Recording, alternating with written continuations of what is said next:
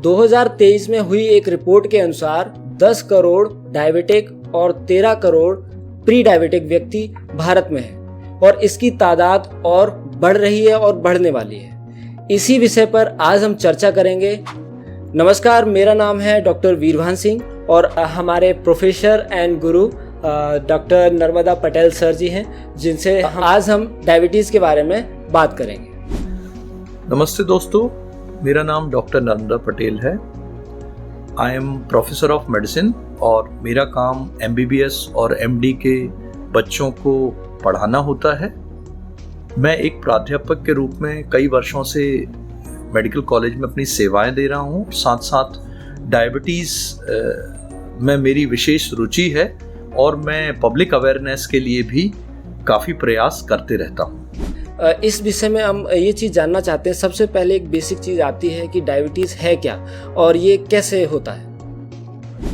Diabetes एक non communicable disease है, यानी शरीर के अंदर कुछ इस प्रकार विकार उत्पन्न होता है कि हम लोग भोजन के द्वारा जो ग्लूकोज या शुगर्स का इंटेक करते हैं तो हमारी बॉडी में जब पूरी तरीके से वो मेटाबोलाइज नहीं हो पाता है तो कुछ एक्सेस मात्रा में ग्लूकोज या शर्करा हमारे ब्लड में देखने को मिलती है, जो कुछ दुष्प्रभाव प्रोड्यूस करती है। तो इन दुष्प्रभावों के लंबे समय रहने से शरीर के अंगों पर फर्क पड़ता है। इसी को हम मधुमेह कहते हैं। इस मधुमेह नामक बीमारी की जानकारी आज से करीब 5000 साल पहले भी इसका जिक्र आता है और हमारे जो आयुर्वेद के जो ग्रंथ हैं जैसे चरक संहिता, उसमें भी 2500 साल पहले जो उसके जनक हैं उन्होंने भी इस चीज का जिक्र चरक संहिता में किया हुआ है कि वहाँ कृशा और स्थूला दो प्रकार के मधुमेह की विस्तृत जानकारी हम लोगों को आज से 2500 साल पहले भी पढ़ने को मिलती है। तो ये कोई बीमारी नई नहीं है, लेकिन बस हम लोगों की बदलती जीवन शैली के साथ इसका जो प्रभाव है बहुत तेजी से दुनिया और हिंदुस्तान में बढ़ रहा है। और चूंकि हम लोग हिंदुस्तान एक युवा प्रधान देश है तो युवाओं में जैसे इसकी तादाद बढ़ती है तो थोड़ा ये एक चिंता का विषय हमारे लिए होगा। ये डायबिटीज़ कितने प्रकार की होती है, मतलब कैसे पता चलता है कि कौन सी डायबिटीज़ है, क्या कौन सी नहीं है, इस तरीके से? डायबिटीज को कई आधार पर क्लासिफाई किया जा सकता है, पर फॉर ऑल प्रैक्टिकल पर्पसेस हम दो प्रकार की डायबिटीज का यहाँ जिक्र कर सकते हैं। 90 से 95% जो डायबिटीज हिंदुस्तान में होती है वो टाइप 2 डायबिटीज होती है। ये अक्सर करके 20 से 30 साल के ऊपर के लोगों में ज्यादातर देखी जाती है और ये अक्सर करके मोटापे के साथ एसोसिएटेड होती है या लाइफस्टाइल के साथ एसोसिएटेड होती है। इसका एक दूसरा प्रकार भी होता है जिसको टाइप 1 डायबिटीज कहते हैं। और टाइप 1 डायबिटीज जो होती है अक्सर करके बच्चे और कम उम्र के लोगों में देखी जाती है। इस डायबिटीज के क्लासिफिकेशन को या इनको जो अलग करने का आधार है वो इनके पीछे जो कारक या पैथोलॉजी है उसके आधार पे हम इसको अलग करते हैं। टाइप 1 डायबिटीज में जो कि कम मात्रा में बच्चों में देखी जाती है उसमें इंसुलिन का जो मैन्युफैक्चरिंग है बॉडी के अंदर से वो कंप्लीटली बंद हो जाती है। इसीलिए मरीज को या बच्चे को इंसुलिन पे जो कि एक इंजेक्टेबल दवाई रखना पड़ता, अन्यथा उसकी डेथ होना मुमकिन है। लेकिन टाइप 2 डायबिटीज जो ज्यादा मात्रा में पाई जाती है उसमें इंसुलिन का बनना पूरी तरीके से बंद नहीं होता और वो कुछ कम होता है। इस वजह से यदि उसको अपन इंसुलिन पे ना भी रखें तब भी मरीज जिंदा रहता है और कई दूसरे प्रकार से भी उसका गोली दवाई के माध्यम से, लाइफस्टाइल के माध्यम से इलाज किया जा सकता है। तो ये दोनों में बेसिक कुछ फर्क है। ओके, इसके शुरुआती लक्षण क्या हैं जिससे अपन समझ सकें कि डायबिटीज जैसे कुछ लक्षण आ रहे हैं या फिर जब आ जाते हैं तब क्या लक्षण होते हैं? तो सबसे पहले तो मैं आपको ये बता देना चाहूंगा कि जब भी मैं डायबिटीज शब्द का इस्तेमाल करूं तो मेरा तात्पर्य टाइप 2 डायबिटीज से है, क्योंकि वही डायबिटीज 90 से 95% लोगों में होती है। टाइप 1 डायबिटीज चूंकि एक अलग विषय है और वो बच्चों में होती तो उसके बारे में हम अलग से बात कर सकते हैं। तो शुरुआती लक्षणों की बात है तो जैसा कि मैं पहले भी आप लोगों को पढ़ाते रहा हूँ कि हमेशा मैं पूछता हूँ, आप लोगों से पूछता था कि डायबिटीज का जो सबसे कॉमन लक्षण क्या होता है।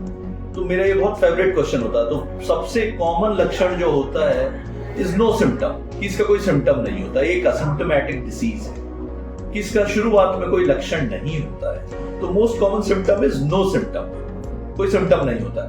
लेकिन यदि हम बात करें कि कुछ शुरुआती लक्षण जिनसे हम इसको आइडेंटिफाई कर सकते हैं, तो कहीं ना कहीं बड़े ही नॉन स्पेसिफिक से सिम्टम जिनको आप शायद सोचोगे भी नहीं कि ये इसके सिम्टम हैं, वो चीजें इसके सिम्टम होते हैं। जैसे कि हाथ पैरों में थोड़ी झुनझुनी होना, जैसे कि शोल्डर में थोड़ा पेन होना, जैसे थोड़ी थकान लगना, जैसे कि थोड़ा सा चिड़चिड़ापन रहना, ये शुरुआती लक्षण है।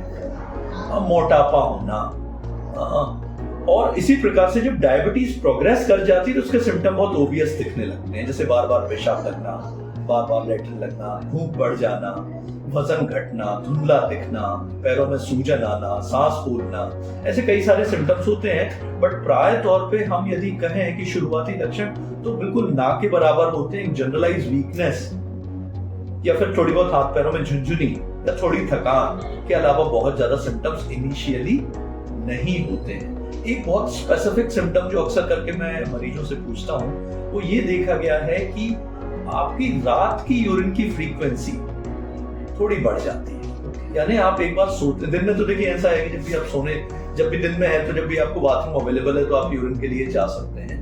लेकिन रात में यदि आपकी स्पेसिफिकली नींद खुल रही है और रात में आपको यूरिन के लिए उठ के जाना पड़ रहा है, तो इसका मतलब यह है कि बॉडी आपको सिग्नल देती है और आपको यदि नॉक्टर्नल फ्रीक्वेंसी यूरिन की ज्यादा है तो ये एक विशेष सिम्टम है। ऐसा ही एक विशेष सिम्टम फीमेल्स में भी होता है जिसको हम लोग कहते हैं कि जेनाइटल ईचिंग। यदि किसी महिला का बार बार ध्यान अपने जनांगों की तरफ जा रहा है कि वहां पे ईचिंग हो रही है, खुजली हो रही है और बार बार उनको यूरिनरी ट्रैक्ट इन्फेक्शन हो रहे हैं, तो हमें कहीं ना कहीं सतर्क होना चाहिए।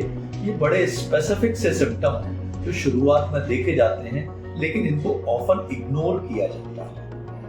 हालांकि ये ऐसा नहीं है कि ये होते ही होते हैं। पहला सिम्टम मैंने बताया कि non specific, no symptom is first symptom, but ये कुछ शुरुआती लक्षण देखे जाते हैं। ओके, इसको डायग्नोस कैसे करेंगे?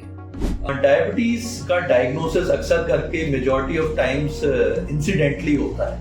मतलब कि बिना कोई वजह के जब मरीज अपनी रूटीन जांचें कराता है तो उसको पता चलता है कि मेरी शुगर बढ़ी हुई है। ऐसा इसलिए है, जैसा कि मैंने पहले भी बताया, कि इसका लक्षण नहीं होता है। तो फॉर सम अननोन रीजन अस्पताल में कई बार जांच होती है या कोई कैंप में जांच होती है या किसी रूटीन पर्पस के लिए कोई छोटी मोटी सर्जरी के लिए उसकी जांच होती है, उसको पता चलता है कि ये डायबिटीज। तो एडीए के अनुसार कुछ 4 क्राइटेरिया डायबिटीज के डायग्नोसिस के लिए होते हैं, जिसमें हम लोग कहते हैं कि यदि व्यक्ति ने 8 घंटे से कुछ नहीं खाया है और मॉर्निंग में उसकी ब्लड शुगर हम लोग करते हैं और 124 से ज्यादा यदि वो होती है तो उसको डायबिटीज कहते हैं। ऐसे ही यदि हम लोग 75 ग्राम ग्लूकोज खा के या खाना खा के 2 घंटे बाद शुगर की जांच करते हैं और वो 200 मिलीग्राम पर डेसीलीटर से ज्यादा होती है, उसको डायबिटीज कहा जाता है। एक और टेस्ट है जिसको कहते हैं HbA1c, 6.5% से वो ज्यादा होता है तो डायबिटीज कहते हैं। या रैंडम ब्लड ग्लूकोज 200 से ज्यादा होता है तो डायबिटीज का डायग्नोसिस सेटल किया जाता है। ये अनुवांशिक डायबिटीज और जो डेवलपिंग डायबिटीज है, ये क्या अंतर रखते हैं? सबसे पहले तो ये जानने की जरूरत है कि टाइप 2 डायबिटीज जिसको मैं संबोधित कर रहा हूँ, जिसका जिक्र मैं कर रहा हूँ, वो किसी एक पर्टिकुलर कारण से नहीं होती, बल्कि वहाँ पे मल्टीपल फैक्टर होते हैं, जिसमें अनुवांशिकी भी एक चीज है। कि हम लोगों के बॉडी का स्ट्रक्चर कुछ इस हिसाब से बना हुआ था कि हम लोगों के जीन्स कुछ ऐसे हैं कि हम लोगों को मेहनत मशक्कत करने के साथ, शारीरिक श्रम करने के साथ हम लोगों का बॉडी अच्छे से रहता है और इसमें नेचुरल तौर पे कार्बोहाइड्रेट को और फैट्स को स्टोर करने की टेंडेंसी है। तो जैसा कि मैंने बताया कि डायबिटीज एक मल्टीफैक्टोरियल डिसीज है जिसमें अनुवांशिकी एक कारण है, दूसरा कारण है मोटापा, तीसरा कारण है बदलती लाइफस्टाइल, हमारा बदलता खान पान, और कहीं ना कहीं बहुत हद तक जो एक बढ़ता हुआ स्ट्रेस का लेवल है। ये सब कारण इसको कंट्रीब्यूट करते हैं, तो आनुवांशिक कारणों की हम बात करें तो definitely being south east Asian, यानी कि भारत के जो लोग जिस रीजन में हम रहते हैं, आनुवांशिक एक बड़ा कारण है डायबिटीज ज्यादा होने का। खान पान में क्या बदलाव करने चाहिए जो कि इस चीज में सुधार ला सके या कंट्रोल कर सके?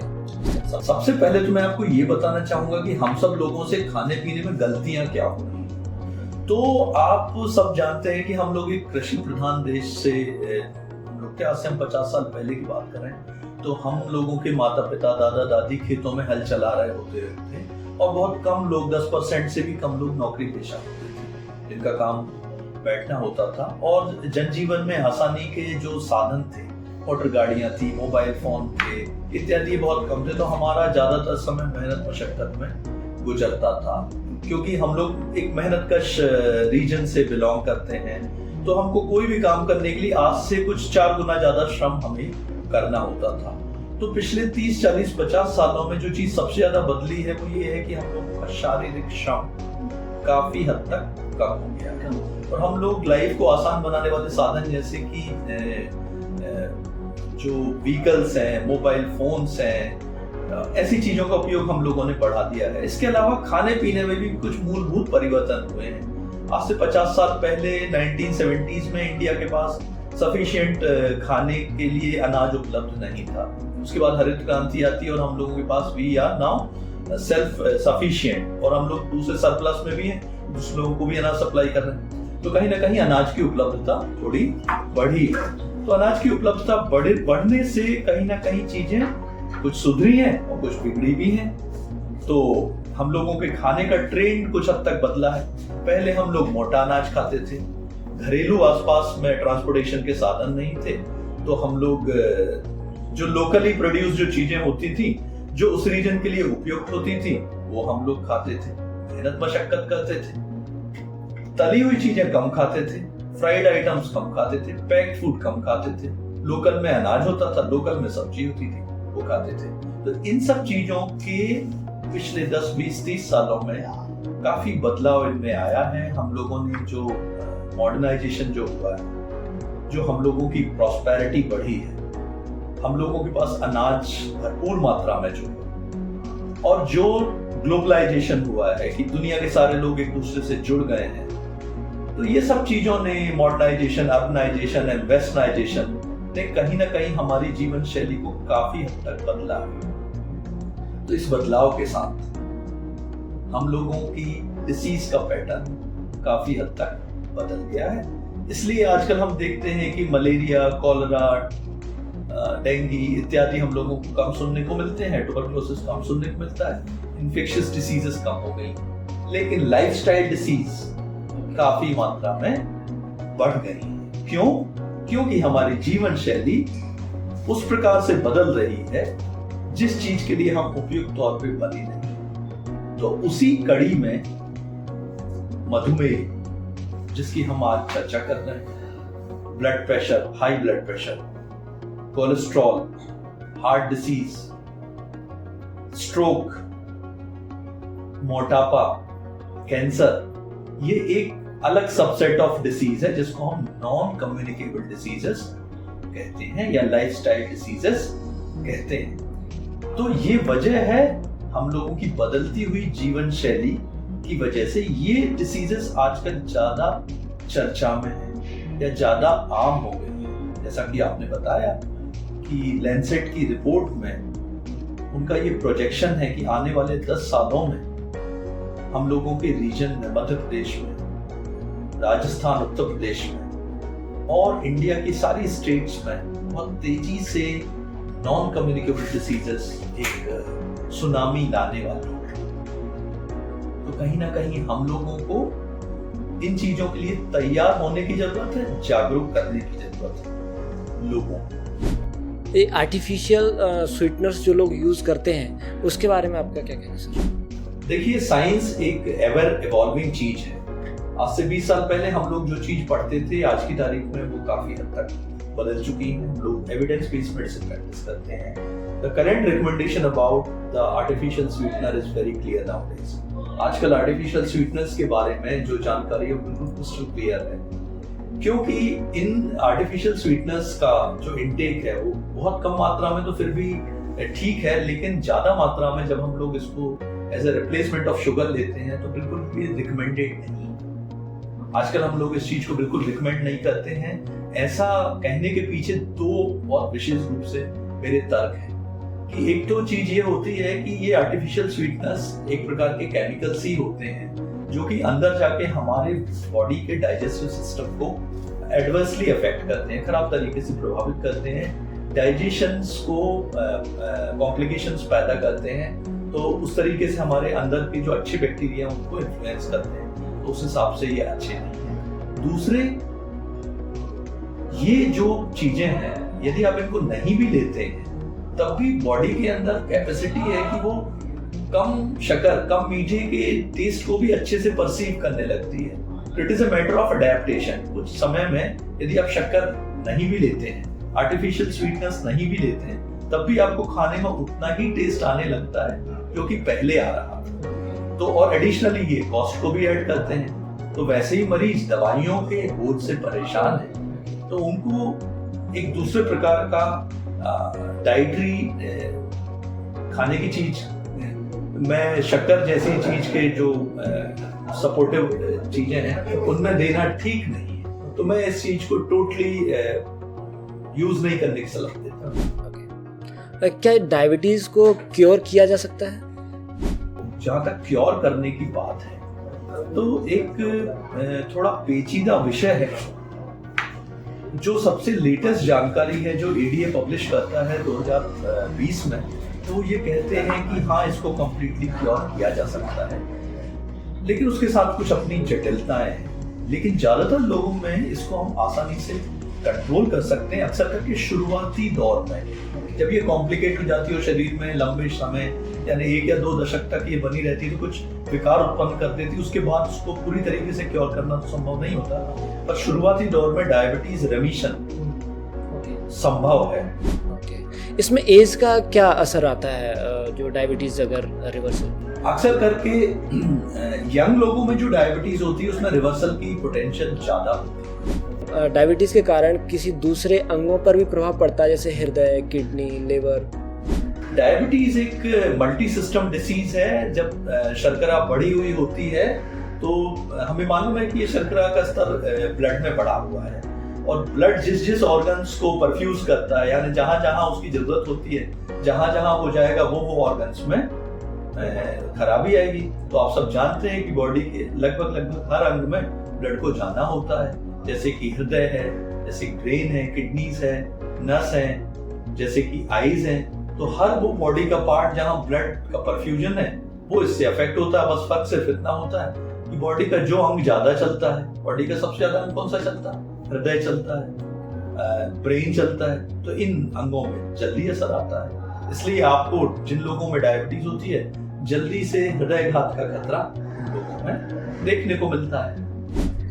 क्या डायबिटीज को रिवर्सिबल किया जा सकता है?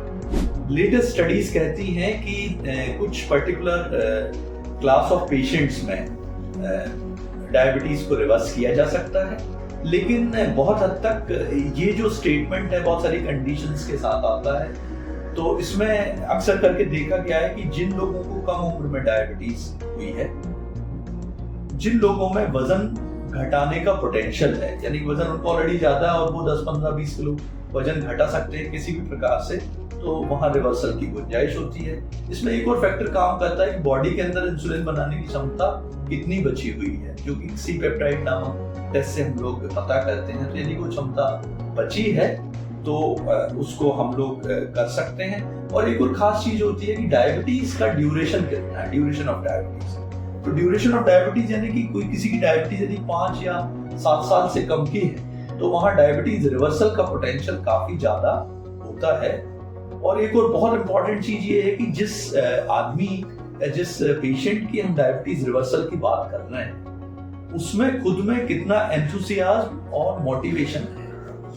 बहुत सारे मोटिवेटेड लोग होते हैं, बहुत सारे एजुकेटेड एंथुसियास्टिक लोग होते हैं जो अपने स्वास्थ्य के प्रति जागरूक होते हैं, और वो लोग मेहनत करके वजन घटा के चीजों को कंट्रोल कर लेते हैं और रिवर्स कर लेते हैं, तो उन सब लोगों में डायबिटीज रिवर्सल पॉसिबल होता है। अगर रिवर्सल होने के बाद भी फिर से कितने परसेंट आने की संभावना है? देखिए, तो सिंपल सी बात है कि जो प्रयास करके आपने डायबिटीज को घटाया है वो वापस से आप अपनी खराब लाइफस्टाइल पे यदि आ जाते हैं और मोटापा वापस से बढ़ने लगते हैं, अपनी बाकी चीजों का आप जीवन शैली का ध्यान नहीं रखते हैं, तो डायबिटीज रिवर्सल होने का पूरा चांस है। और ये वेट का क्या संबंध है डायबिटीज? मोटापे का सीधा संबंध डायबिटीज से है। जैसे जैसे वजन बढ़ता है तो डायबिटीज का इंसिडेंस प्रेवलेंस दोनों चीजें तेजी से बढ़ती है। ओके। कुछ लोग होते हैं जो डायबिटीज अगर दवाई लेने के बाद कवर कंट्रोल भी हो जाता है, लेकिन या तो वो बंद कर देते हैं या कम कर देते हैं, तो ऐसा क्यों करते हैं लोग और करना चाहिए कि नहीं? हम लोगों के परिवेश में अक्सर करके लोगों का बीमारी के बारे में ऐसा परसेप्शन है कि बीमारी मतलब कि थोड़े समय दवाई खा के बंद कर, लेकिन ये जो बीमारियां नॉन कम्युनिकेबल डिसीजेस की हम लोग बात कर रहे हैं, ये कुछ अलग प्रकार की बीमारियां हैं। इसमें हमें किसी कीटाणु को नहीं मारना होता है कि 2-5 दिन एंटीबायोटिक लेके बंद कर दिया, एंटी मलेरियल लेके बंद कर दिया। तो लोगों की जो मानसिकता है वो बीमारी को लेके कुछ ऐसी है कि दवाई को कुछ दिन खाना होता है। तो अक्सर करके 1 साल के अंदर ही 50% लोग अपनी दवाइयां बंद कर देते हैं और ये सब भ्रांति के तहत होता है। डायबिटीज में इंसुलिन कब दिया जाता है? अक्सर करके मैंने बताया कि टाइप 2 डायबिटीज जो होती है, इसमें जो इंसुलिन की डेफिशिएंसी होती है वो रिलेटिव इंसुलिन डेफिशिएंसी होती है। रिलेटिव इंसुलिन डेफिशिएंसी का मतलब ऐसा है कि यदि आपकी बॉडी को 10 यूनिट इंसुलिन की जरूरत है तो 4 यूनिट आपके शरीर में बन रहा है और 6 यूनिट नहीं बन रहा है, तो हम ऐसा कहते हैं कि 6 यूनिट की रिलेटिव डेफिशिएंसी। यानी कि हम ऐसा भी नहीं कह सकते कि बिल्कुल नहीं बन रहा, लेकिन हम ये भी कहते हैं कि डेफिशिएंसी भी है। तो 4 यूनिट बन रहा है और 6 यूनिट नहीं बन रहा है। तो जिस समय पे ये डेफिशिएंसी की मात्रा काफी बढ़ जाती है कि 10 में से 9 यूनिट नहीं बन रहा है या 10 के 10 यूनिट नहीं बन रहा है, वहां पे हम लोगों को इंसुलिन को एक्सटर्नली दवाई के रूप में देना पड़ता है। तो लंबे समय की डायबिटीज में या जहाँ टारगेट ऑर्गन डैमेज है, जहाँ पे कोई इन्फेक्शन है या कोई क्रिटिकल इलनेस है, तो वहां पे हम लोगों को इंसुलिन देने की जरूरत पड़ रही है। ओके। इसमें रेड फ्लैग साइन या इमरजेंसी में क्या सिचुएशन आ सकती है? मतलब ऐसी क्या कंडीशन है जब इमरजेंसी क्रिएट हो जाती है डायबिटीज में? डायबिटीज में जब शुगर की मात्रा बहुत ज्यादा बढ़ जाती है तो कुछ एक्यूट कॉम्प्लिकेशंस होते हैं। इनमें से एक कॉम्प्लिकेशन होता है जिसकी मोर्टेलिटी काफी हाई होती है, इसको कहते हैं डायबिटिक कीटोएसिडोसिस। ये अक्सर करके टाइप 1 डायबिटीज में अक्सर देखने को मिलता है, लेकिन टाइप 2 डायबिटीज जो एडवांस्ड होती है वहां पे भी ये कॉम्प्लिकेशंस कम देखने को मिलता है, लेकिन फिर भी देखने को मिलता है। इको डायबिटिक लोगों में जो एक्यूट कॉम्प्लिकेशन होता है उसको कहते हैं हाइपोग्लाइसीमिया, कि कभी यदि पर्सन खाना नहीं खाता है, वो दवाई ले लेता है, तो शुगर के कम होने का लक्षण होता है, जो कि काफी खतरनाक एक चीज हो सकती है। तीसरा एक कॉम्प्लिकेशन होता है कि शुगर यदि बढ़ी हुई होती है और शरीर में कोई इन्फेक्शन होता है, तो उस इन्फेक्शन के कॉम्प्लिकेट होने की गुंजाइश काफी हद तक बढ़ जाती है। तो ये एक्यूट कुछ कॉम्प्लिकेशंस हैं। बाकी ज्यादातर कॉम्प्लिकेशन डायबिटीज में क्रॉनिक होते हैं, लंबे समय होते हैं, और जब डायबिटीज शरीर के अंदर 10 से 20 साल तक रही आती है तो वो कॉम्प्लिकेशंस होने की संभावना होती है। डायबिटीज़ में अगर बेसिक चीज़ें हैं तो कंट्रोल कर सकते हैं, मेडिसिन ले सकते हैं और क्रिटिकल इमरजेंसी तक सिचुएशन जा सकती है, तो इसके लिए अवेयरनेस रहना कितना ज़रूरी है? मैं ऐसा कहूँगा कि हमारे रीजन में, हमारे क्षेत्र में, हिंदुस्तान जैसे देश में जो बहुत ही विविधताओं का देश है, यदि सबसे पावरफुल टूल इस बारे में कुछ काम कर सकता है तो वो है अवेयरनेस, एजुकेशन। आपको बधाई देना चाहूंगा कि आप इस क्षेत्र में काम कर रहे हैं, और मैं आज एज ए क्लिनिशियन पिछले 20-25 साल से जो सिचुएशन देख रहा हूँ, उसमें मुझे जिस चीज की सबसे ज्यादा कमी महसूस होती है वो होती है इस संबंध में उचित मार्गदर्शन, उचित शिक्षा या पब्लिक अवेयरनेस। क्योंकि भ्रांतियां इतनी ज्यादा हैं, उसके चलते लोगों को अपनी जान गंवानी पड़ रही है। तो एजुकेशन का इसमें बहुत बड़ा रोल है। लोगों में सही जानकारी की बहुत कमी है।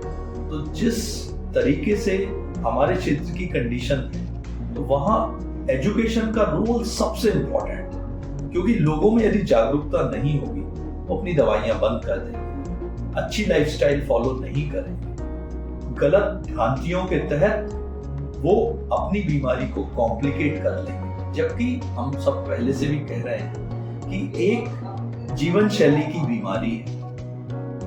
तो जब हम ये बात कहते हैं कि ये एक खराब लाइफस्टाइल की बीमारी है, खराब जीवन शैली की बीमारी है, तो मैं इसका सरल समाधान यदि आपको देना चाहूं तो मेरे एक मित्र हैं, वो ये कहते हैं कि यदि हम खराब जीवन शैली से बीमार हो सकते हैं तो अच्छी जीवन शैली से ठीक क्यों नहीं हो सकते। तो मैं उनकी इस बात से बहुत प्रभावित हूं। तो मैं भी यही लोगों से कहना चाहता हूं कि जब आप कुछ नहीं करके, एक्सरसाइज नहीं करके, खाने पीने की चीजें गड़बड़ करके, ज्यादा खा के बीमार हो सकते हो, तो थोड़ा संयम करके, अच्छी एक्सरसाइज करके, अच्छी जागरूकता करके, अच्छे दोस्त बना के, खुश रह के हेल्दी क्यों नहीं हो सकते।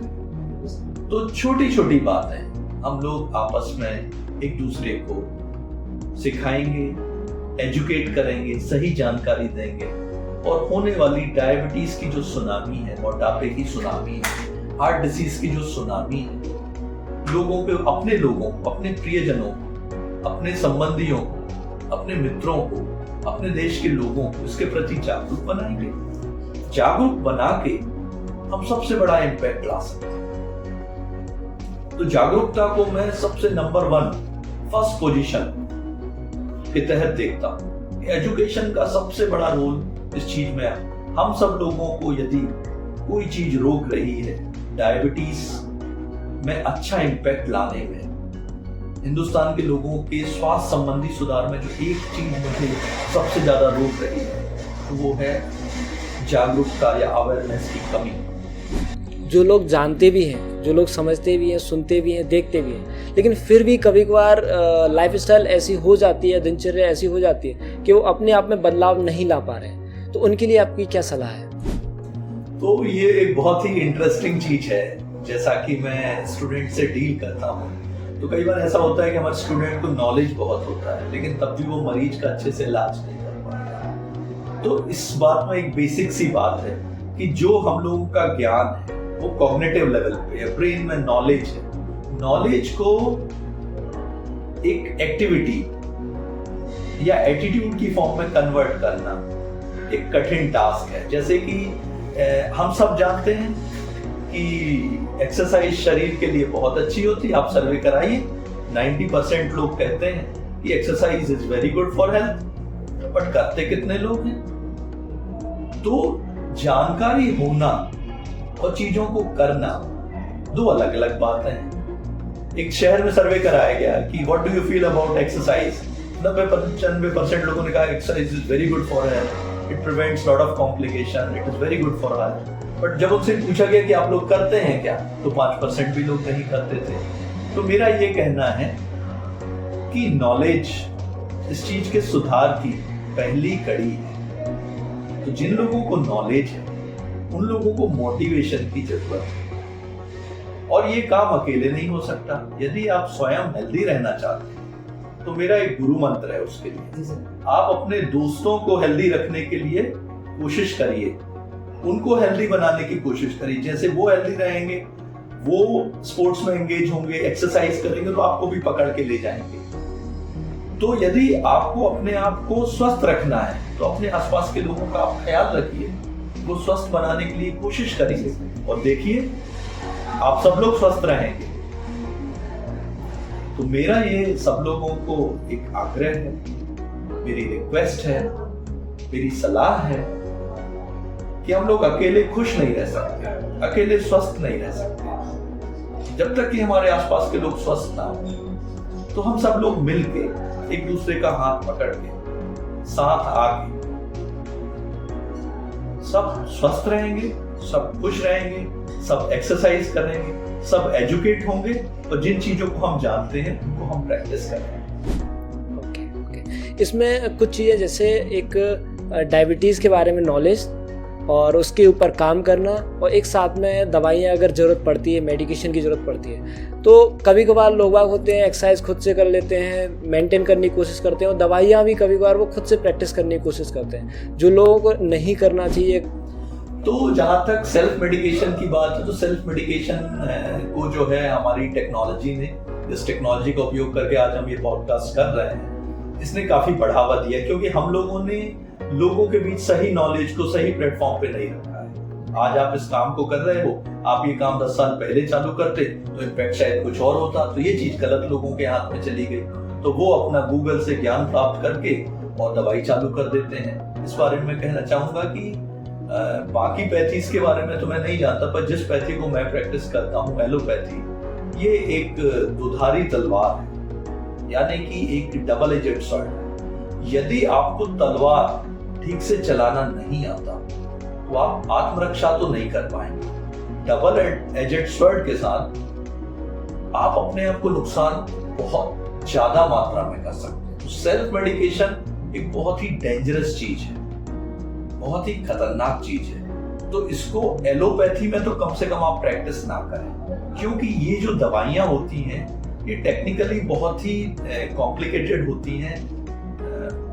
डॉक्टर को, मुझे एक अच्छा डॉक्टर बनाने में 10 से 15 साल लग जाते हैं। तो आप समझ सकते हैं कि इतना एक शार्प बच्चा इतनी ज्यादा पढ़ाई करके 15 साल में दवाइयों के बारे में रूबरू हो पाता है, अच्छे से ट्रीट करने के लिए तैयार हो पाता है, तो कैसे कोई आदमी गूगल से ज्ञान प्राप्त करके और एलोपैथिक दवाइयों का उपयोग सही ढंग से कर पाएगा। तो ये बहुत ही खतरनाक ट्रेंड है और इसको मैं बिल्कुल ही कंडेम करता हूँ, लोगों को नहीं करना चाहिए। जी सर, ये बहुत ही सही बात है, जो जनरली लोग ऐसा अक्सर कर लेते हैं और ये चीज़ें नहीं करनी चाहिए। क्या गर्भवती महिला में डायबिटीज़ होने की संभावना क्या रहती है? अगर होती है तो क्या वो इन फ्यूचर में भी वो डायबिटीज़ जैसी कंडीशन क्रिएट होती है? आजकल हम देख रहे हैं कि हम लोगों के यहाँ समाज में कुछ मूलभूत परिवर्तन, चाइल्ड एजुकेशन बढ़ने के साथ लड़कियों की विवाह की उम्र बढ़ गई है। पहले जो 18, 20, 22 साल में गर्ल्स की शादी हो जाती थी, बेटियों की शादी हो जाती थी, आजकल वो चीज 25 से 30, 30 से 35 साल में अक्सर करके शहरी क्षेत्रों में, ग्रामीण क्षेत्रों में बच्चों की शादी हो रही है। और शादी होने के बाद भी वो चाहते हैं कि हम लोग सेटल हों, 2 से 3 साल बच्चों के लिए, मतलब कंसीव करने के लिए वो प्लान करते हैं। अक्सर करके प्रेगनेंसी की जो एवरेज एज है वो 10 से 20 साल पहले से काफी बढ़ रही है। तो ऐसे में एक विशेष प्रकार की डायबिटीज, जिसको हम गेस्टेशनल डायबिटीज कहते हैं, काफी आम तौर पे आजकल प्रेगनेंसीज में मेरे जो गायनिकोलॉजिस्ट फ्रेंड हैं वो देखते हैं और अक्सर करके मदद मांगते हैं। तो ये देखी गई है। अब ये एक कॉम्प्लिकेटेड सी बात होती है, क्योंकि जब प्रेगनेंसी के समय डायबिटीज होती है तो बहुत ज्यादा दवाइयों का विकल्प नहीं होता और हम लोगों को वहां पे इंसुलिन देना पड़ता है, और प्रेगनेंसी की जटिलताएं भी उससे काफी मात्रा में बढ़ जाती है। और प्रेगनेंसी अच्छे से जब हो भी जाती है तो उसके बाद भी महिला को गेस्टेशनल डायबिटीज होने के बाद अगले 5 साल में डायबिटीज, टाइप 2 डायबिटीज होने का खतरा काफी मात्रा में बढ़ जाता है। एक शोध के अनुसार ऐसा कहा गया है कि जिन महिलाओं को गेस्टेशनल डायबिटीज प्रेगनेंसी के दौरान हुई है, तो आने वाले 5 सालों में 50% महिला, यानी हर 2 में से 1 महिला को टाइप 2 डायबिटीज हो जाती है, यदि उन्होंने अपने शरीर में कुछ ऐसे परिवर्तन नहीं किए हैं, लाइफस्टाइल में कुछ अच्छे परिवर्तन नहीं किए हैं जिससे कि टाइप 2 डायबिटीज को रोका जा सके।